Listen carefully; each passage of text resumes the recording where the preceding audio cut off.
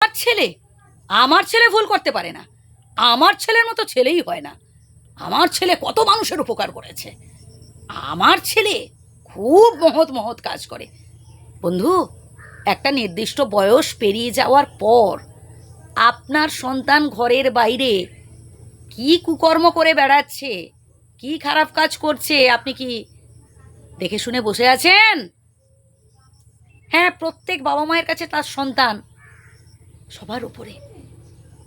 আমি জানি, আমি বুঝি, তবুও বলবো বন্ধু, যদি এটা শুনতে পান যে আপনার সন্তান কোনো কুকর্মে জড়িত, শাসন করুন, বোঝান, তাকে সুশিক্ষা দিন, আস্কারা দেবেন না। আমার ছেলের মতো ছেলে হয় না। হ্যাঁ, আপনার কাছে আপনার সন্তান খুব গর্বের, ঠিক আছে, কিন্তু সে বাড়ির বাইরে কোনো খারাপ কাজ করছে কিনা এটা অবশ্যই জানা বোঝা দরকার আপনার।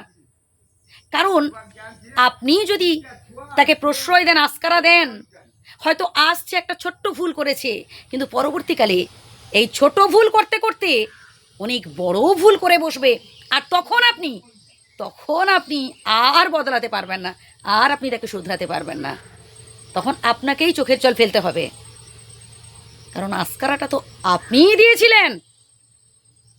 প্রথম অবস্থায় আপনি তাকে প্রশ্রয় দিয়েছেন, আপনি বুঝতে পেরেছেন যে আপনার সন্তান ভুল করেছে, তাও আপনি তাকে বোঝাননি, তাকে যথারীতি প্রশ্রয় দিয়ে গেছেন, আস্কারা দিয়ে গেছেন। হ্যাঁ, আপনার কাছে হতে পারে চোখের মণি, কিন্তু ভাই, যদি সে সমাজের ক্ষতি করে, সমাজের অনিষ্ট করে, 10 জনের ক্ষতি করে, অপকার করে, কুকর্ম করে, ভাই আমি তো বলবো এরকম সন্তান থাকার থেকে না থাকা অনেক ভালো।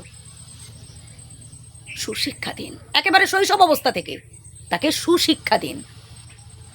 শুধু ক্লাসে ফার্স্ট হলেই বা বিশাল বিশাল ডিগ্রি পেলেই বা ভালো চাকরি বাকরি পেলেই মানুষ হওয়া যায় না। যদি না তার মধ্যে মানবিকতা বোধ থাকে, যদি না তার ভেতরে সহানুভূতি থাকে, মানুষের প্রতি দায়িত্ব কর্তব্য বোধ না থাকে, কিসের মানুষ বন্ধু? কিসের সন্তান সে? এবং এ বিষয়ে আরেকটা কথা বলি ভাই,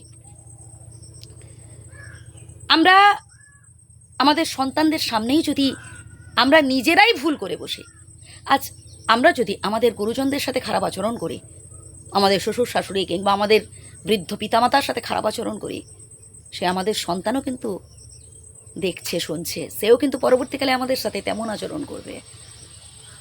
আমাদেরও তো বয়স গড়াচ্ছে, আমরাও তো বুড়ো বুড়ি হব, তখন ভবিষ্যতে আমাদের সন্তান কিন্তু আমাদের সাথে তেমন আচরণই করবে। কথাটা মাথায় রাখবেন। ভালো থাকবেন, সুস্থ থাকবেন। যদি ভুল বলে থাকি ক্ষমা করবেন। ধন্যবাদ।